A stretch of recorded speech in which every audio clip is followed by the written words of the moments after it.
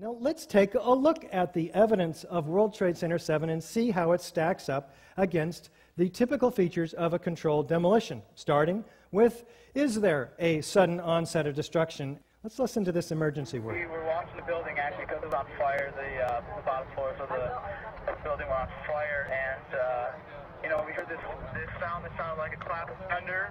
Turned around, we were shocked to see that the building was, it looked like there was a shock wave ripping through the building, and the windows all busted out, and it was horrifying. And then, about a second later, the bottom floor caves out, and the building followed after that, and we saw the building crash down all the way to the ground.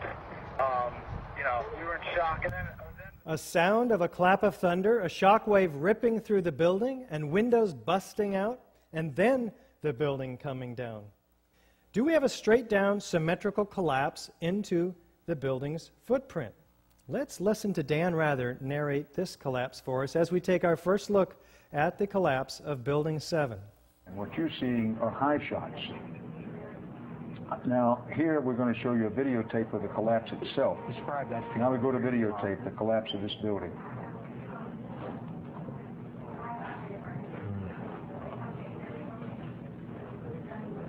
It's amazing. Amazing, incredible, pick your word. For the third time today, it's reminiscent of those pictures we've all seen too much on television before, when a building was deliberately destroyed by well-placed dynamite to knock it down. What, Dan? Deliberately destroyed by well-placed dynamite to knock it down? Dan never repeated these words after this first day. In fact, we didn't see this building coming down after 9/11. Let's take a look from West Street. Maybe we haven't quite understood yet what's going on.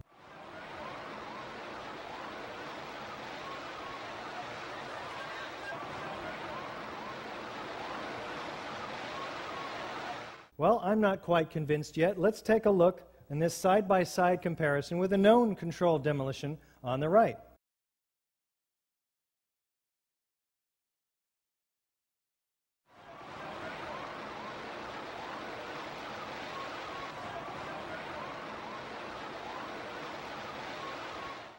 Did the building fall into its own footprint? Pretty much so. A little bit of overlapping into the street. I could have done a much better job myself. A tidy rubble pile, nevertheless. Do we have demolition waves? And how do these remove the column support? Well, here's a floor plan of Building 7. Now, to bring a building smoothly, symmetrically into its own footprint without falling over, what we have to do is remove the core columns, because what we want to do is bring the outside of the building in on itself. Now, this involves a high degree of precision that fire is not capable of, being an organic process. We're told by NIST in a December 18th update meeting that we attended via telecon that there is virtually no influence in the collapse from the debris from the North Tower or the damage caused by it, or from the diesel that may have been spilling out of the diesel line. Why? Well, the east penthouse is the first part of the building to collapse a few seconds before the global collapse. And so NIST is now targeting column number 79. And so that is where they say the collapse initiated. Do we have a free fall speed of collapse through the path of greatest resistance? Let's listen to David Chandler. We can measure the downward acceleration of Building 7 by video frame analysis. I used a magnifying glass to place markers on the corner of the building on each frame. From this we can get a data table and various graphs.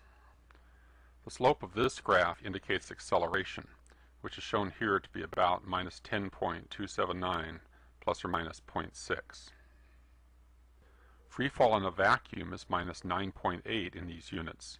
That falls within the margin of error of this measurement. In other words, the rate of fall of Building 7 in the first few seconds is indistinguishable from free fall in a vacuum. What are we talking about? You can see second by second the building gaining downward momentum. You can plot the drop distance on a graph of time, and it fits the free fall curve almost perfectly. What does this mean? That the columns had to have been removed, and removed virtually simultaneously on each floor, synchronistically timed, so the building had no resistance virtually on the way down. Do we have a total dismemberment of the steel structure? We had a 47-story skyscraper compressed to 4 stories. How does this happen? This building had some moment-resisting frames on several floors.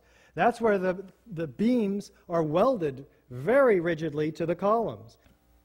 Do we have sounds of explosions, though? Here's Craig Bartmer from the New York Police Department. And the whole time you're hearing thum, thum, thum, thum, thum. So, I think I know an explosion when I hear it. I was real close to Building 7 when it fell down. That didn't sound like just a building falling down to me while I was running away from it. There's a lot of eyewitness testimony down there hearing explosions. I didn't see any reason for that building to fall down the way it did. And a lot of guys should be saying the same thing. How about Kevin McPadden, former Air Force Special Operations Search and Rescue? He came back over with his hand over the radio, and it sounded like a countdown. And at the last few seconds, he took his hand off, and you heard 3, 2, 1, and he was just saying, "Just run for your life, just run for your life." And then it was like another 2, 3 seconds, you heard explosions, like boom. It's like a distinct sound. It's not like when in compression, like boom, boom, boom, boom, boom, like floors that were dropping and collapsing. This was boom, and like you felt a rumble in the ground, like almost like you wanted to grab onto something. That, to me, I knew that was an explosion. There was no doubt in my mind. Okay, thank you, Kevin. Do we have enormous clouds of pyroclastic smoke from the pulverized concrete? Watch the concrete entrained in the air racing down every street in each direction at 35 miles an hour. This incredible volume of pyroclastic dust enfolding itself. It takes incredible quantities of heat to create this kind of action. A lot more heat than the 8 various fires that were on these floors. Do we have pools of molten iron? Let's start with the South Tower now. This section applies to the World Trade Center Twin Towers and Building 7. We're told by NIST that this substance must be melted aluminum from the airplane. But melted aluminum looks like melted aluminum. It's silvery. It doesn't glow in daylight conditions. As of 21 days after the attack, the fires were still burning and molten steel was still running, says World Trade Center structural engineer Leslie Robertson to a conference of structural engineers on October 5th, 2001, 1 month after 9/11. Fires burned, molten metal flowed in the pile of ruins, still settling beneath my feet, says Sarah Atlas. Well, what do the first responders and the demolition contractors say about molten metal? Saw pools of literally molten steel. Molten metal beams had just been totally melted. It was dripping from the molten steel. Steel flowed in molten streams. They're finding molten steel, seeing the molten steel, uncovering red-hot metal beams. Molten metal, red-hot, weeks after the event. Molten steel at the heart of the tower's remains. Molten steel beams, streams of molten metal that leaked from the hot cores and flowed down the broken walls. Molten metal dripping from a beam. The end of the beam would be dripping with molten steel. And this structural engineer, Abu Hassan Astani from Berkeley, cites and documents, "I saw melting of girders in the World Trade Center. Still so hot that molten metal dripped down the side of the wall from Building 6. Debris past the columns was red-hot, molten, running. A fire truck 10 feet below the ground that was still burning 2 weeks after the tower collapsed. Its metal so hot that it looked like a vat of molten steel. Pieces of steel, still cherry red,